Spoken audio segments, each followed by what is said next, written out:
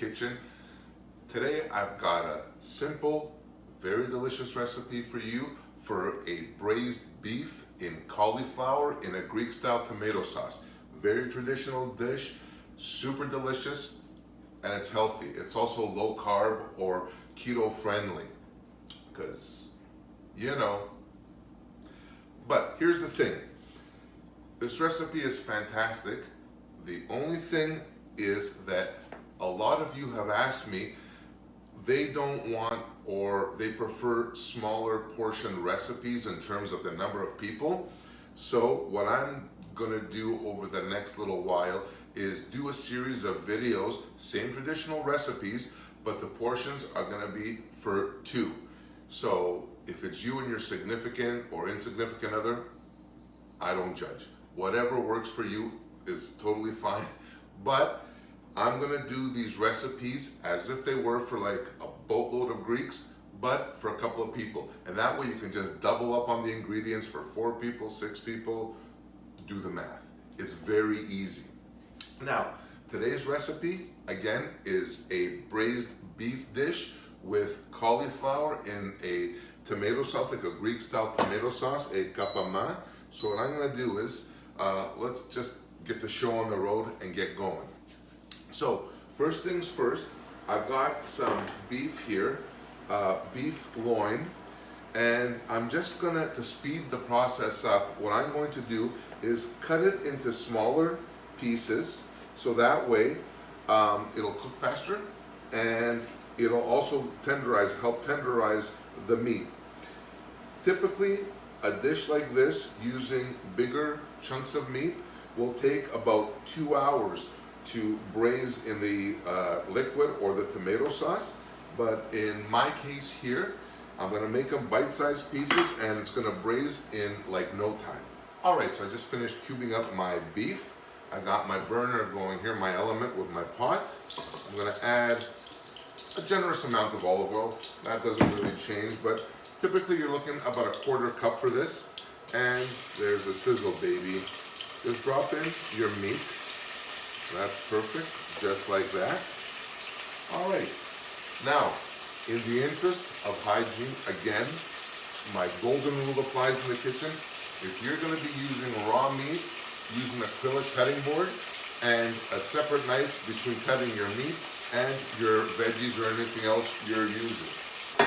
All right, so now that our beef is off and well on its way to browning, time to season this up. I'm gonna add a little bit of salt, and I'm using just Himalayan salt, use whatever you want. A generous amount of pepper. I think these kind of recipes can handle more pepper. And that's perfect right there. And just let that kind of do its thing and just relax and kind of go with the flow. That's fantastic. So now that our meat is off and browning, our beef is starting to caramelize. Next part of this recipe is half an onion. We're downsizing the portion, so instead of using the whole onion, I'm only going to use half. I'm just going to leave that here. Now you can chop up your onion as fine or as coarse as you like. You don't have to go too crazy. Whatever you're comfortable with. Hell, you could even slice it up. Not a big deal. So I'm just going to take this, add it to our pot here, and this is like fantastic how it's turning out, and it's going to start smelling even better now. So again, let that go for a couple of minutes. This isn't a race. This isn't this is low pressure cooking. You're probably looking for this total dish about 45 minutes to an hour, give or take, from start to finish, compared to the 2 hours that we were talking about earlier if the pieces of beef were bigger. Next thing to go in is 1 clove of minced garlic. Can't have like a Greek sauce, especially a Greek tomato sauce with no garlic. Not happening. So our garlic goes in. Now the next thing to go in is 1 clove, that's it, and half a teaspoon of ground cinnamon. That's gonna go in there as well. I like to put in my spices at this stage of the game where the sauce isn't in yet, so that way their flavor intensifies and it brings out the essential oils of the spices, and it adds that much more of a dimension to the flavor. So those are all in there, ready to go. Nothing to this. The next part of this, which is totally optional, it's up to you. I like a little bit of kick to my meals. This is for two people, so you can judge by your partner or whoever it is, your mom, your dad, your whatever, how much heat they want. In this case, I'm gonna add a little bit of sriracha sauce to this, because A, I love the heat, and B, I love the flavor that the actual sriracha sauce adds to my sauces and to my dishes. So that's gonna go in there, perfect, just like that. Starting to smell amazing. Now, here comes the low carb, not only the delicious factor, but the low carb factor. I'm using for this half a head of cauliflower.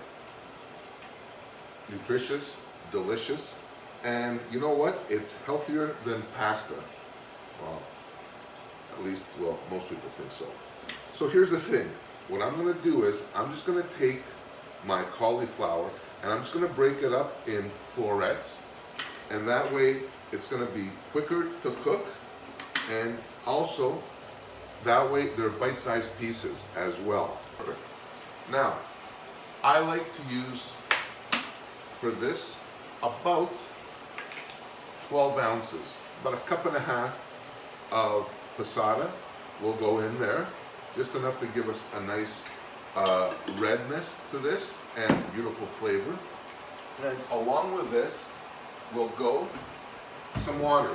So you're gonna judge this basically by the amount of water that's needed, just enough to barely cover the cauliflower. So in this case, let me crank that up a little bit more, add a little bit more water. That's good there. And look at this. Oh, and by the way, one pot meal. This whole thing gets done in this one pot, and it is, I can't tell you, it's already starting to smell good, and all the flavors haven't even kind of congealed and combined. It's exciting, really, really exciting. Now, next thing, as per usual, you're gonna leave this, crank up the heat, bring it up to a boil, cover it, reduce heat, and simmer for about 25 to 35 minutes. It may make your cauliflower a little mushy, but it's Greek food, it has to be overdone. The point is, leave it in there, it'll tighten up on you, and it'll be ready to serve.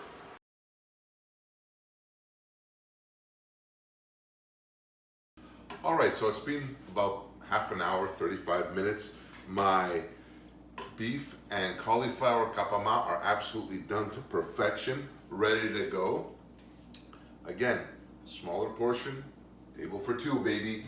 And now my favorite part is the testing, to see what we've done. Testing, tasting, whatever. So I'm gonna just take some couple of pieces of beef. Oh yeah, look at this. Some cauliflower. That is absolutely fantastic. And I don't think I'm even gonna need a knife for this. I'm just gonna grab a fork just to try this out. Look at this. Oh yeah.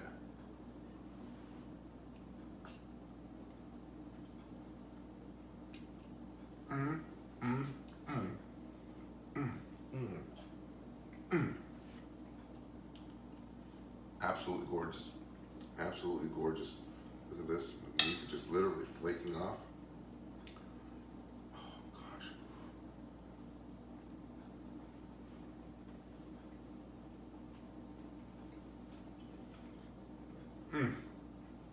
Oh my God.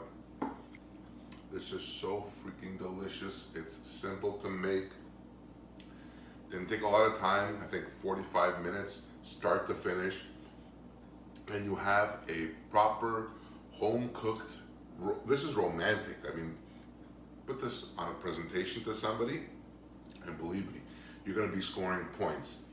Very easy. The beef got cut into smaller chunks, which basically meant less cooking time. The sauce that we used was a Greek style tomato-based, cinnamon and clove-based sauce, and that's where the kapama comes in. And the cauliflower makes this a healthier option. Mind you, you can omit the cauliflower, put it on a bed of pasta, and you know what? It's gonna be just as good. But my friends, that's it for this episode. Table for two. And until next time, I thank you very much for watching. Smash that like button, subscribe if you haven't already, and until next time, bye for now.